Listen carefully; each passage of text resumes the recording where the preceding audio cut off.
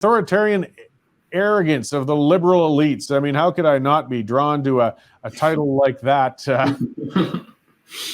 And you only expanded further from there. Can you kind of start off in a nutshell what that column was about, Spencer? Yeah, the idea was, we're seeing how angry, I guess you could call it the establishment media and many people in the government get when, Pierre Poilievre says, oh, he's going to, fire the Bank of Canada governor.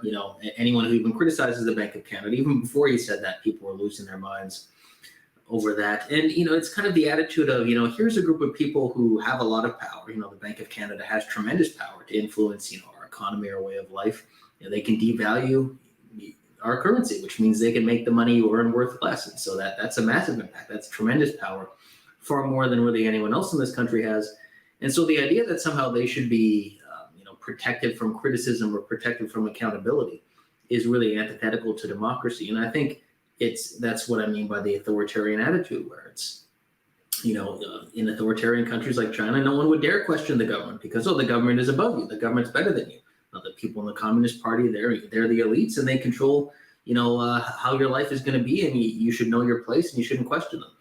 Now, we're not supposed to be an authoritarian country. We're supposed to be a place where people are allowed to question authority, where we encourage people to question authority, because we're supposed to believe that authority is accountable to the people and can be influenced and controlled by the people. And so it's very concerning to see a lot of people in the media and in the political establishment who seem to somehow think that certain institutions should be just free from from being accountable and free from criticism. Well, yeah, and that was something that was really quite something to see them line up. And again, I'll get because you had another column on your own site, Spencer Fernando, about the media, because I mean, that's part of the establishment as well. And they were horrified that somebody dared criticize the head of the Bank of Canada. I mean, you could disagree with whether or not the critique was accurate or founded, but it was the ability to even criticize that they were so mortified about. And that's distressing. I mean, no position in this country is above critique, or should be. Yeah, I mean, you'd like to think it's that way, but it seems that a lot of people in the establishment don't believe that. And that's quite concerning to see. And I think it's interesting you're seeing it's not just the liberals and the media, but within the conservative leadership race itself. Jean Charest, Patrick Brown, they've echoed a lot of those criticisms of Pierre Poilievre. So I think that's an attitude that some within the Conservative Party have as well, which should be quite concerning to people. We're not going to be a free and democratic country for long. For some people, obviously, we're not a free country. But, we're not going to maintain any freedom or democracy for long if we kind of accept that kind of attitude, that here's the people who are in a higher class than you. They run the country. They get to control how things are, and you don't get to criticize them. That's the opposite of what Canada's supposed to be. Yeah, well, there shouldn't be any sacred cows. I mean, the people appointed to some of these very high positions within the country, and they're appointed. That's one of the areas where we have difficulties with the democratic ability. We should at least then be able to openly critique them or support them. But I mean, when you say it's beyond that, then we start to get worried, and how are we supposed to hold them to account if we can't even mention them? Yeah, there's obviously a double standard. I mean, Justin Trudeau has been undermining confidence in institutions for quite some time, obviously, with the SNC-Lavalin controversy. He's had no problem interfering with the justice system. We saw what he did to Jody Wilson-Raybould. So, much of the media was fine to give him mostly a free pass for that, but all of a sudden Pierre Poilievre talks about the Bank of Canada and people go crazy. I think part of it might be that much of the media doesn't really understand how the monetary system works. They don't understand how inflation and money printing are linked. So to them, it's just all incomprehensible. And they hear Poilievre talking about it saying, well, I don't understand this, so I guess it must be something dangerous and terrible. So they kind of go crazy in that way. So, I think we need to always maintain the spirit of questioning institutions, criticizing those in power, and not putting people on a pedestal just because they have a temporary position in government. Yeah, so I'll kind of pivot to your own piece, on your own site there that you've written, and that's where the media holds the opposition accountable, and politicians are blaming the public for anger and division. One of the roles, even if you didn't have an effective necessarily elected opposition, or if there's problems, the media used to always be there to at least, dig in on stories, look into things. But they do seem to spend more time going after the front runners in the Conservative Party race than they looking at the government or the agreement between them and Jagmeet Singh right now. Yeah, and I think much of that was really inevitable when it got to the point where the government subsidizes much of the media. I mean, you're going to be influenced by whoever pays your bills. There's no real way around that. So if the government's paying your bills as a media institution, well, you're probably going to, want to keep that government in power. And it's not just government versus, critics of the government. It's the fact that the Conservative Party is much less likely in government to give that kind of money to the media. The media knows that, so they have a financial interest in keeping the Conservatives out of power and keeping the Liberal, NDP coalition or pact, whatever you want to call it, in power. And then, of course, the way, there was the response to, people yelling at Jagmeet Singh. I don't think that was appropriate behavior. I don't think, acting towards someone like that is acceptable. I'm not a fan of Jagmeet Singh, but it's still important to remember you're talking about a human being, a husband and a father. So, trying to say some of the things people said about it, screaming at somebody, you're not going to influence anybody by screaming at them. But the way the media coverages is they act as if none of that has any, underlying cause or reason, right? Politicians are allowed to say anything they want about unvaccinated people, about people in the Freedom Convoy. They can demonize people, call them Nazis and racists and bigots. But then when people get angry at politicians, it's, that we have to draw the line there. That's unacceptable. So I think we need to have a more holistic view of things and realize people don't just get angry at politicians for no reason. Someone doesn't just wake up and say, I'm angry at politicians today, just randomly, right? If people are struggling financially, that's a big reason. If people have been demonized by politicians and the government, that's a big reason. So I think it's disingenuous to just act as if it's just the only issue is the anger of politicians without asking where a lot of that anger comes from and the responsibility politicians have in generating the conditions that led to that anger. Yeah, they've been doing a lot of, if you want to look for the source of division, you should be looking at the top rather than the bottom. Mm-hmm. But yeah. We've got it backwards. Another piece I see, you called out our public safety minister, which was great because as you pointed out, these are things that media needs to be looking at. You got to record this. Your average citizen doesn't necessarily watch all these committee meetings or these things that they're saying. But this fellow, as you said, he keeps spreading misinformation and purposely and blatantly and repeatedly, but he's not getting held accountable for this. Where do you stop these guys from spreading BS like this? Yeah, I think it's a good reason, why people are so concerned about the government trying to control social media and the internet, because they're not going to use that to objectively, censor disinformation. They're just going to use it to censor their critics. Because Marco Mendicino, he goes to the committee and says, we had Freedom Convoy supporters and members who were, setting fire to buildings. Well, no, the police have said twice now that those incidents had nothing to do with Freedom Convoy supporters. Even some of the media the government likes, CBC even had to report and kind of edit one of their reports and say, we were wrong, and it had nothing to do with the Freedom Convoy whatsoever. And then Marco Mendicino, obviously knowing that, he knows that it's been debunked, you could say. He goes there and says it anyway, I guess because he thought it would get him a good soundbite or because he thought it would be politically beneficial.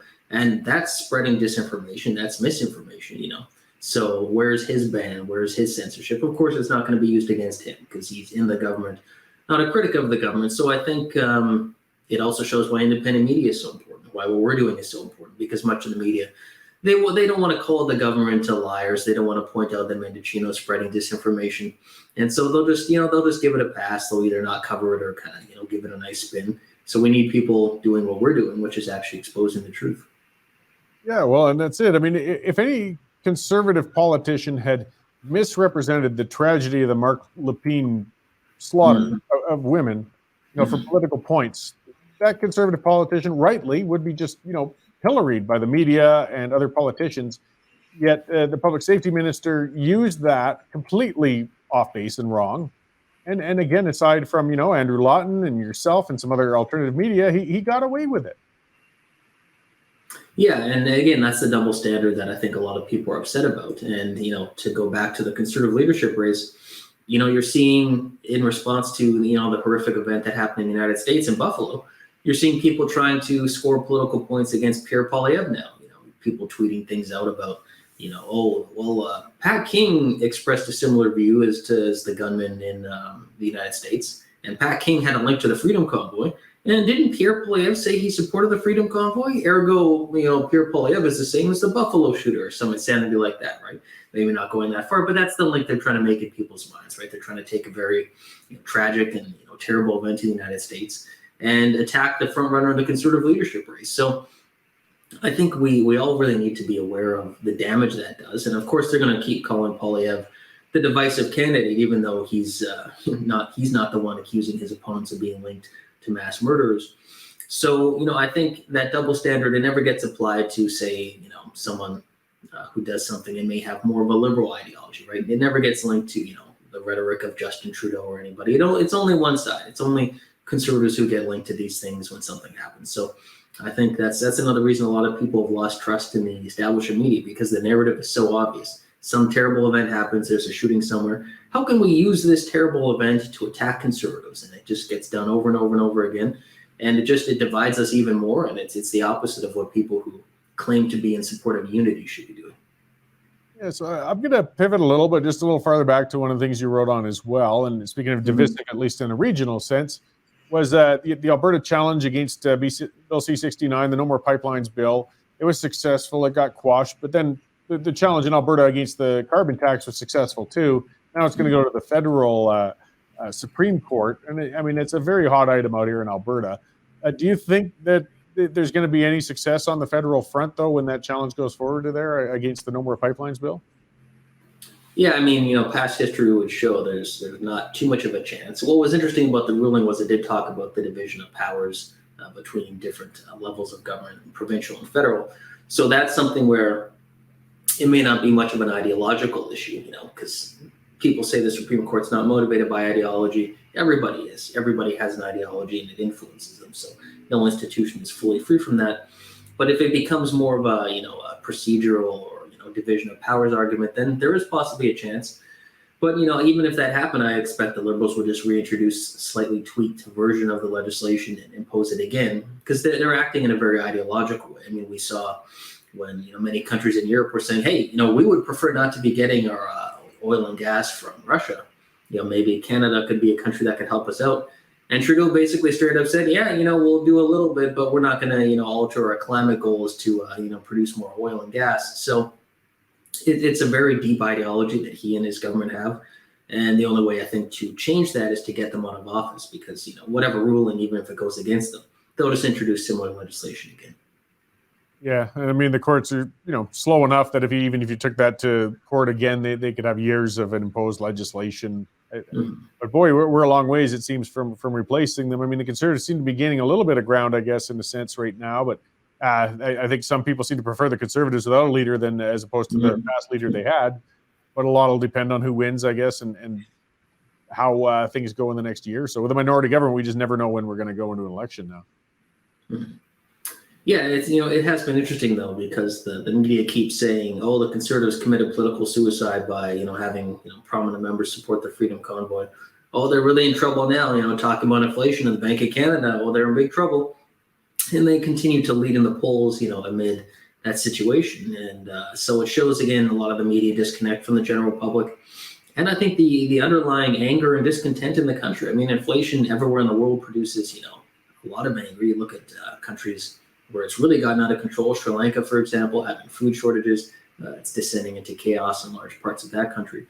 So I don't think we'll get to the same point here in Canada, obviously, but inflation makes people angry and it discredits the people in power. Justin Trudeau, it's easy to forget, but he came to power largely on the idea that he was going to make life more affordable. He did the escalator ad, in the 2015 campaign, where he's walking up an escalator going down saying, oh, a lot of Canadians feel like it's tough to get ahead.